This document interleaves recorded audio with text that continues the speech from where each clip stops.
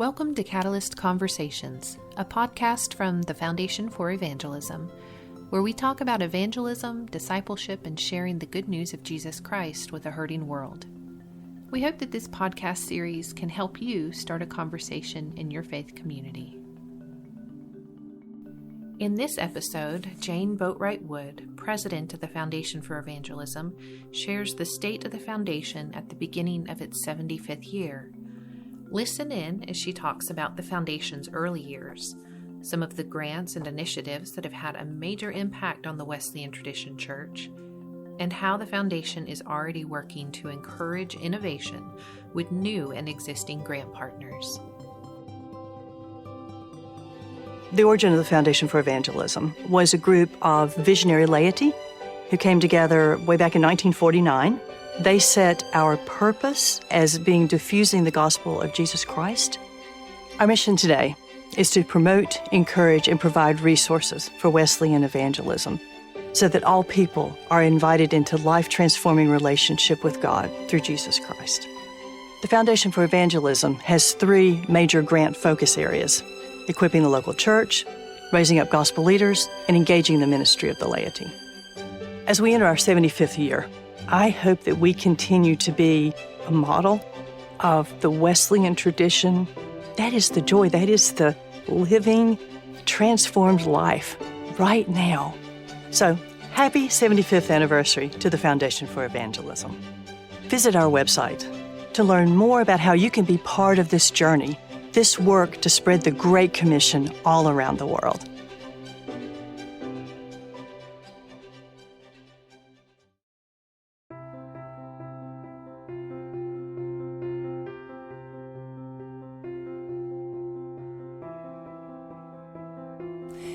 Hi, I'm Jane Boatwright Wood, the president of the Foundation for Evangelism, and I'm excited to share with you our State of the Foundation report. This is a milestone year for the Foundation because you see, on January 31st, 1949, we were chartered. So we're 75 years old this year.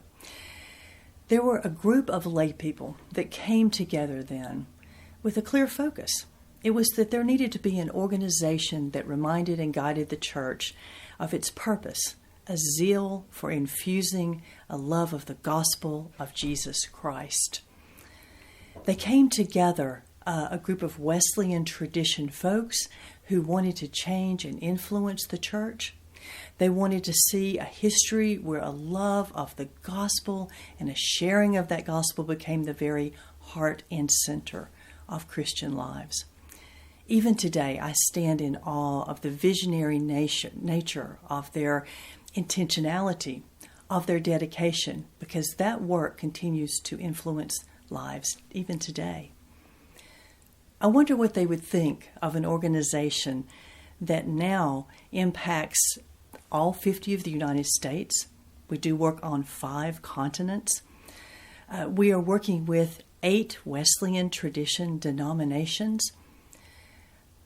I like to think that they would be excited to know that dedication to the spirit and the nature of sharing the good news of Jesus Christ flows through everything, every grant, every contact, every resource that we make.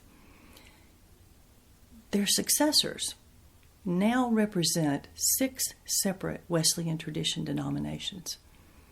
They come together with that shared focus, with a love of Christ and a desire to seek God's will for the work of the foundation and to keep this impact going. So it's a very grand vision, a broad spectrum of impact. And yet, for me, the definition of what we are all about is best encapsulated in the words of a lay leader who was interviewed on the side of one of our Equipping the Local Church grant recipients. I can look at the definition of evangelism and I say, oh, that's not me. But I've learned that it's just loving people and letting them know that Jesus loves them and don't have an official title doing it. Her words are simple, but they are pure. Jesus lived among us, and he shared and lived God's love in our midst. This is where we get our certainty, that is in responding to God's pursuit of us, that we enter that lifelong journey to love self and neighbor fully throughout all aspects of our lives.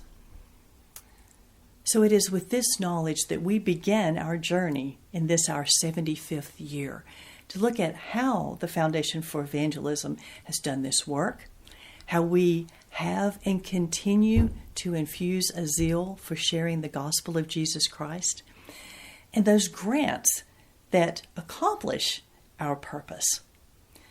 That how those grants focus on 3 very specific areas: raising up gospel leaders, equipping the local church, and engaging the ministry of the laity. For me, it's natural to begin by discussing the longest-running grant initiative. It began in the early 1980s, some 40 years ago, when the Foundation Board and leadership became aware of a very real oversight in the preparation of pastors for the local church. And so we set a focus, a goal for ourselves, that we would transform the largest Methodist denomination in the United States. We set about changing the requirements, not just to encourage, but to require that people entering the local pastor should have a class in Wesleyan tradition, evangelism, and practices.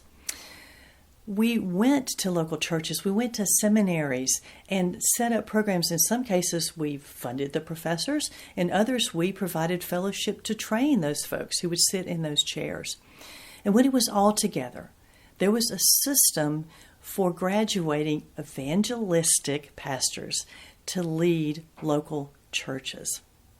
Put simply, you could say that the work of the Foundation for Evangelism impacts every local United Methodist church, because every seminary graduate that enters the ordination process is required to have a class in evangelism.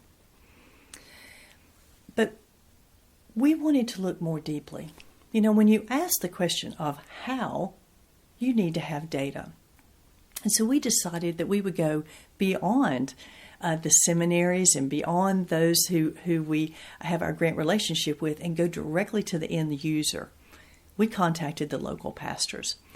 These were folks who had been out of their seminary training for 5 to 8 years and serving in the local church. And we asked them the same question at 3 points in their ministry. The first was, when you signed up for your evangelism class, did you believe it would have a positive impact on your ministry? And 53% said, yes, I thought it would have a positive impact. Immediately after completing the class, that number jumped up to 85% who thought it would have an impact. But you know when you know, right? If you've been out for 5 to 8 years, you've been in parish ministry, then you know what it takes to do the work. And so we went back and we said, okay, now, would you say that your evangelism class has a positive impact on your ability to do ministry? And 91% said yes. That's success. That's being a catalyst for the local church. But in doing this, we also learned another overlooked and underrated impact that was going on this whole time. And that was that no one seminary draws from any one denomination. And so even then, when we thought we were focusing on the largest Methodist denomination, we were impacting the Wesleyan tradition through those professors and those students. Today, you know those professors as the E. Stanley Jones Professors of Evangelism. And they can claim that they have contact hours with over 12,000 students in the U.S., Russia, Germany, and Zimbabwe. But even with this wonderful news, the Foundation for Evangelism wasn't ready to stop there. We didn't want to say, well, that's great, and just continue on. We know, like you know, that the face and the nature and the challenges that are faced by Christian leaders are an ever-changing landscape. And so we continue to ask questions, develop new relationships, and innovate where we can have an impact on those next generation of leaders. I'd like to share with you just a couple of examples. The first of these is at Duke Divinity School, where they discovered a need to reach out and equip new leaders in the Hispanic Latino community. They formed a Hispanic House of Studies. And when we saw that Reverend Dr. Alma Tanico Ruiz was going to be the leader, we were in. So we had a conversation about how we can support her salary and allow her to be fully present and bring her amazing gifts and graces and expertise to the students of what they lovingly call La Casa. Listen to Alma's words. Not only will you hear her expertise, not only will you hear the passion she brings to the work, but I think that you will see her intentionality and God working through her for this community.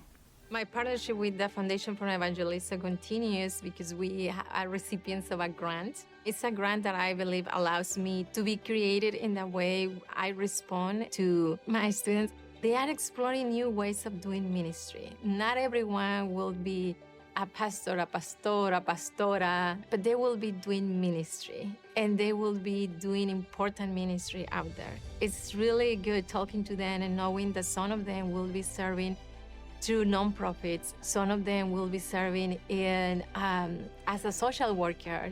But the fact that they want to learn more about how to be faithful servants of the Lord and how to be evangelists through everything they do, that excites me. I have been thinking about the visits I received from my friends from the foundation. It's really good to have conversations with them, to share what I'm doing, to share what I'm exploring, to receive also their comments. And it makes it more than just receiving a grant, it's being part of this relationship. And so I really appreciate that it's not just the foundation helping financially, but they really care about accompanying me and walking with me through my journey as a professor and as a minister.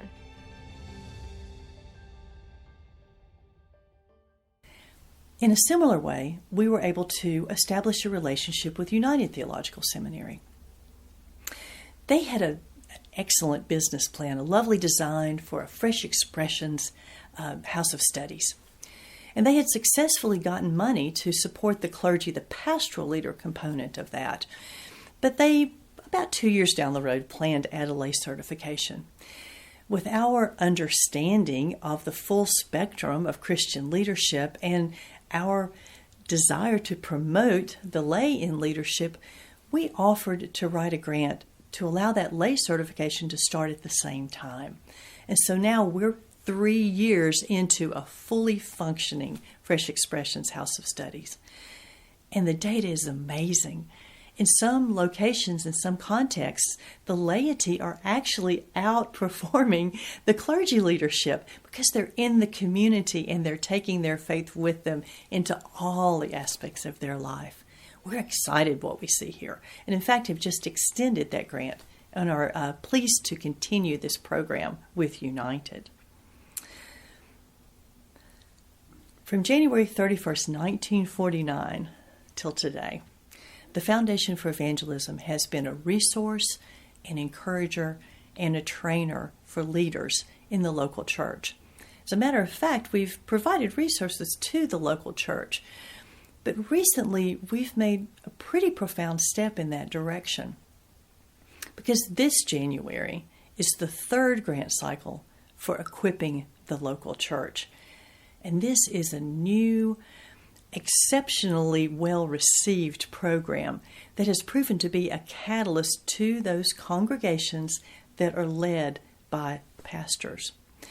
It brings a partnership into the mix, lay and clergy together, focused on an evangelistic church community. We hear wonderful stories from these groups, and I'd like to let you hear in their own voice how catalytic a foundation grant has been to their ability to do ministry and to transform lives. We're located just outside of downtown Raleigh, and it's a really dynamic community. It has evolved a lot. I think the largest challenge that our community is facing is a lack of jobs and opportunities. There are still some challenges, I think, as well with drug use in our community, as well as food insecurity. Grace is a part of a connectional ministry through the AME Zion Church. One of our district leaders in Christian education shared a presentation about the Foundation for Evangelism. We thought that this would be perfect for Grace because we're in a changing community and we need some way to stay connected. And we thought that evangelism, discipleship is absolutely critical to the mission of our church. And so any opportunity that we have to create a discipleship pipeline with this community would be great. The Foundation for Evangelism is providing resources for the Discipleship Training Program, which provides a series of very practical weekly sessions that discuss principles from the Bible. We talk about life application and really unpack the word in very practical terms. It has allowed our members to open up in ways that they haven't before, and I think that's where we see transformation happening. And so it's been, I think, really exciting to see. Our Glow Up ministry is an opportunity to share the good news and to share light in a dark world and to provide hope to people who have lost it. One of the things that the Foundation for Evangelism is funding or resourcing for this program is an annual community event where we bring in resources that are needed for this area. We've partnered with several community organizations that come and bring information. We've had vaccination events. We've had financial navigators who come and share how people can receive resources for medical care. And in addition, we share information about our program. We have youth come in. We play games with them. It's a really fun day and opportunity for us to just have fellowship and really connect with our community. And for our community to see us and see that we're here, we're still relevant, and we still are able to connect them to resources that are necessary.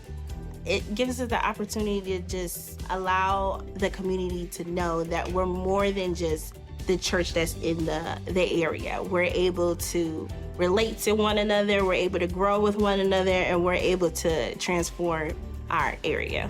We're trying to make sure that everyone has a solid and firm foundation in Christ and that they know who God is and what He's able to do. And so far, it is amazing. This is just one of many videos, many stories that are available. As you get time, go to our website, look at some of the videos, perhaps run your finger down the list of the now 80 churches that are working with us. These are all small to medium churches. And when we think about that, you and I know, right, that those churches aren't places or buildings. Those churches are people. And those people face two very real challenges in our Wesleyan tradition. One is the itineracy of their clergy leadership. Their clergy will be called to practice or to do their leadership in different locations, perhaps sometimes in different vocations. As John Wesley realized in his movement, that priesthood of all believers means that those laity that remain are the church in that setting.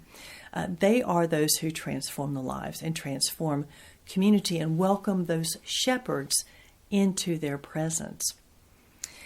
And so it is that reality of Wesleyanism, the priesthood of all believers, that leads us back to our beginning, which was lay leadership. When that group gathered so long ago and recognized that we needed to be the constant for the church, that kept that zeal, that understanding that the sharing of the good news of Jesus remained with the church where it stood.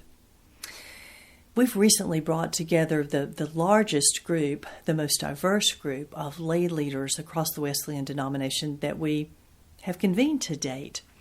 And it was on this conversation, how do we engage the ministry of the laity for the local church, that group talked. We found some consistencies across the board. There are some lack of resources about how the laity can be trained. There are some needs to develop a shared understanding between the clergy and the laity about how they should be engaged in ministry and practices. We took all of this information, our key purpose, and we came up with an initiative that we're calling Participating in Abundant Life. And it is based on John 10 in the Scriptures. My friend and East Stanley Jones professor of evangelism, Dr. Mark Teasdale, actually does a very good job of summarizing what this approach means. What would you do if somebody came up and asked you that? What does it mean for someone to become a disciple of Jesus Christ? And what is that transformation that's occurring in the world? How does it make the world a better place? What would you do if the person who asked you wasn't a Christian, but was a member of the larger secular culture around us?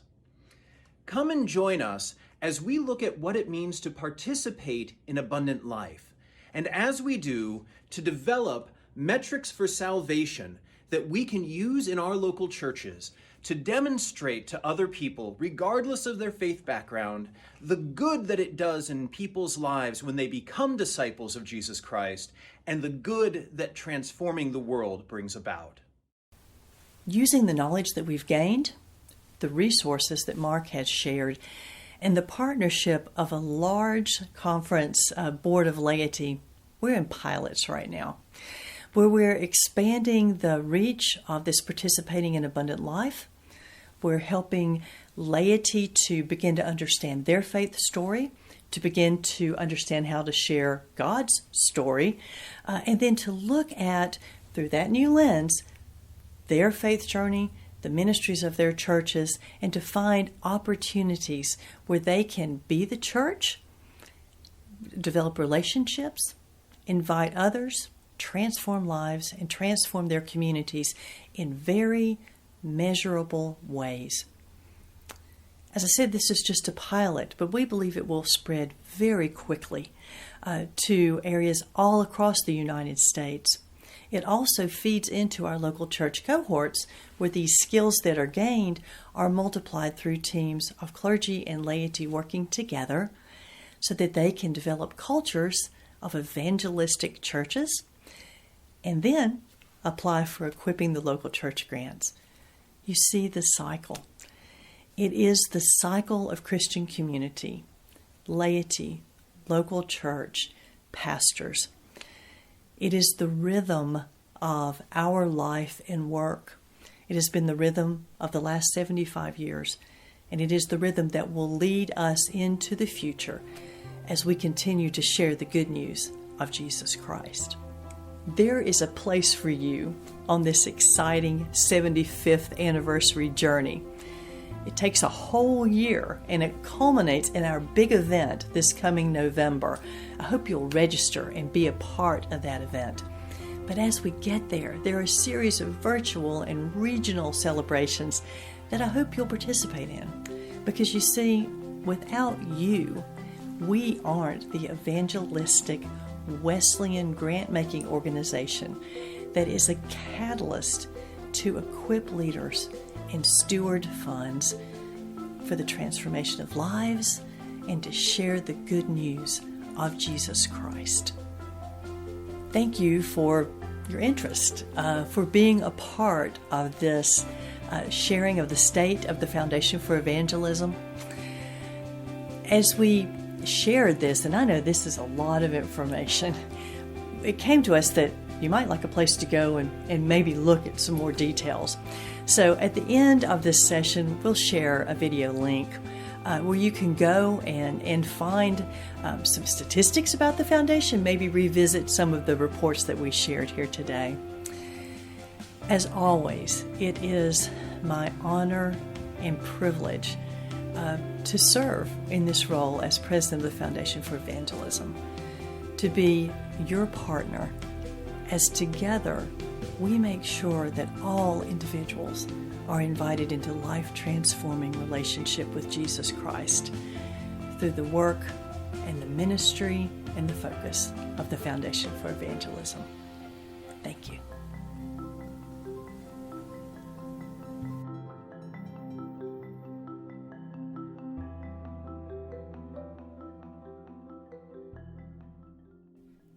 Thanks for listening to this episode of Catalyst Conversations. We invite you to use this and our other episodes to start or keep a discussion going in your community. We hope you'll join us in celebrating the Foundation's 75th year. We have several in-person and virtual events planned, and you can find out more by going to foundationforevangelism.org/75 years.